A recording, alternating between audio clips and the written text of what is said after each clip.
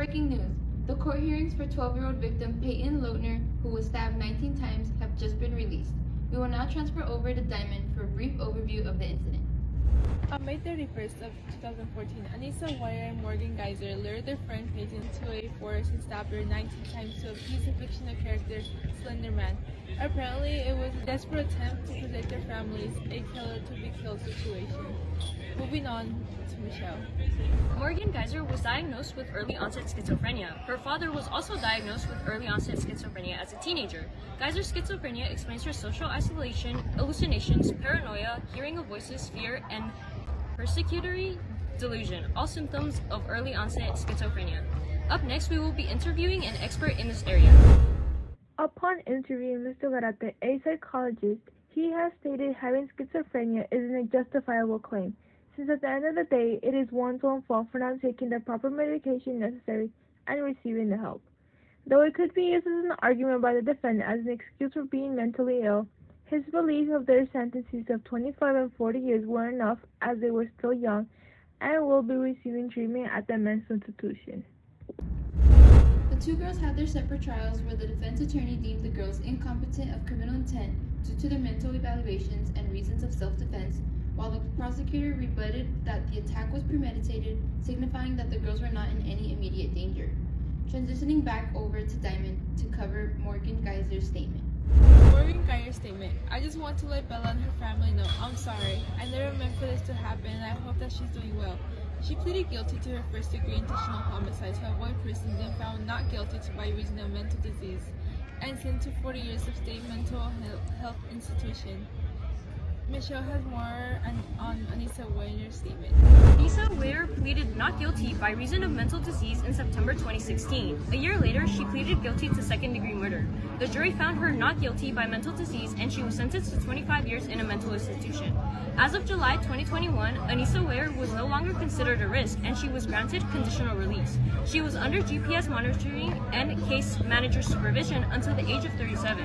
As of 2023, Anissa Ware is no longer under GPS monitoring. Judge Boren will now explain the reasoning behind their sentences. While mental illness is a factor to consider, sentencing is based off various factors, including the severity of the crime, risk assessment, and individual circumstances. The decision to allocate different durations for Morgan and Anissa's confinement is based off a comprehensive evaluation, aiming to address public safety and specific needs of each individual. Looking back at the trial, do you think the sentencing was reasonable, or would you have chosen a different solution? I personally don't agree with the Morgan Geyser and Anissa Wire sentencing. It was an originalized plan to murder their own friend by luring her out and then stabbing Peyton as a sacrifice to Slender Man. I agree that they both need help in the mental hospital, but as Anissa Wire was the one who motivated and pushed Morgan to commit the act of murder, saying, "Go crazy," she deserved to do the time in prison, as she was also more aware of the situation and had no remorse for her acts. With all due respect, I personally do not agree with Judge Boren's rejection of the prosecutor's to kill or be killed argument because the girls were not aware of being in danger until after they harmed Peyton. Additionally, I don't believe mental capacity is a valid reason for them to receive some slack because at the end of the day, they committed a heinous crime with full awareness and intent to kill, only to prove skeptics wrong. I believe the girls were deserving of more time in an adult prison where they can actually pay for their actions rather than a mental hospital which protects them from the real world. I understand Morgan Geyser suffered early-onset schizophrenia and she must have had trouble telling reality and fantasy apart, especially as a preteen. I agree that she needed the rehabilitation in a mental hospital, but 40 years is excessive. She should have also served time in prison. Geyser's sentence should have been 40 years split up between rehabilitation and prison. I also understand Anissa Wire suffered shared psychotic disorder, but she showed no remorse. Her sentence was only 25 years in a mental institution. Anissa Wire should have at least spent more time in a mental institution than Morgan Geyser because Anissa was more mentally stable than Morgan, yet she executed the plan knowing the harm it would cause to Peyton Loetner, therefore making Anissa Wire more of a risk than Morgan. Nonetheless, Anissa Wire should have also served time in prison. What do you think, Angelina? Mental illness does not justify causing harm to others. Morgan's time in the mental institution is not just, but it is needed. And Anisha should be set for a longer prison term because she had a violent influence and manipulation towards Morgan.